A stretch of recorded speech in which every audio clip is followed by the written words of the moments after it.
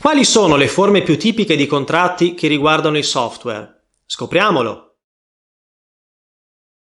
Da un punto di vista giuridico, il software, o programma per elaboratore, costituisce un bene immateriale tutelato come opera dell'ingegno dalla legge sul diritto d'autore. Nell'ambito dei contratti di software si suole distinguere principalmente fra contratti di licenza d'uso, contratti di compravendita e contratti di sviluppo. Contratti di licenza. Nei contratti di licenza d'uso di software, la fattispecie più tipica, il licenziante concede al licenziatario il diritto di utilizzare un programma a fronte di un corrispettivo.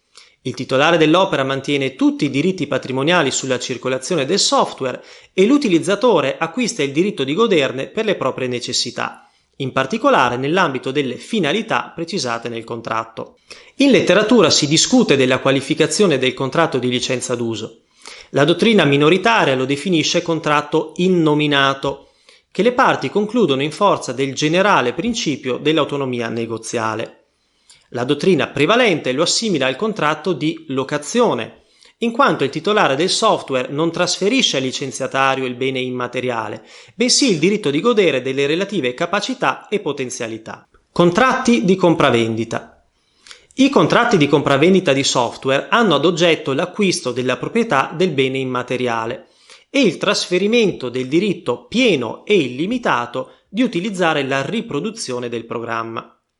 Nel contratto di licenza d'uso l'utilizzatore gode del solo diritto di usare la singola copia del prodotto. Con il contratto di compravendita l'utilizzatore non solo acquisisce il diritto di sfruttare il software, ma anche il diritto di cederne a propria volta la proprietà o l'utilizzo a terzi. Si deve fare molta attenzione, insomma, a distinguere fra i contratti con cui si cedono i diritti di utilizzo del programma e i contratti con cui si cedono i diritti di sfruttamento economico del programma. La prima tipologia contrattuale è generalmente e comunemente denominata licenza d'uso e ha per oggetto il trasferimento dei diritti di uso in maniera non esclusiva, atteso che il cedente opera la cessione a favore di una pluralità di soggetti senza che venga trasferita la proprietà del programma. La seconda tipologia contrattuale è una vendita in senso tecnico, che impedisce l'uso ripetuto del bene da parte di una pluralità di soggetti diversi da quello a cui era stata ceduta la proprietà. Contratti di sviluppo. I contratti di sviluppo prevedono che il programmatore elabori il software sulla base di specifiche richieste ed esigenze tecniche del cliente.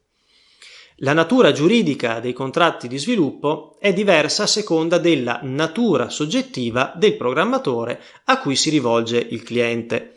E tipicamente, se si tratta di un professionista, si instaurerà un contratto d'opera.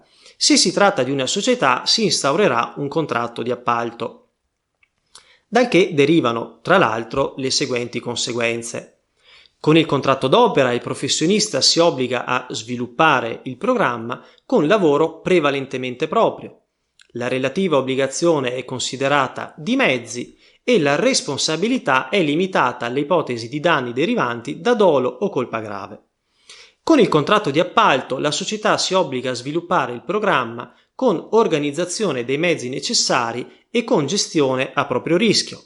La relativa obbligazione è di risultato e la responsabilità è estesa alla conformità del software realizzato rispetto alle anzidette specifiche richieste ed esigenze tecniche precisate dal committente nel contratto, con applicazione di una garanzia per vizi e difformità ben più ampia e complessa. Iscrivetevi al nostro canale. Per maggiori informazioni visitate il nostro sito e seguiteci sui social media.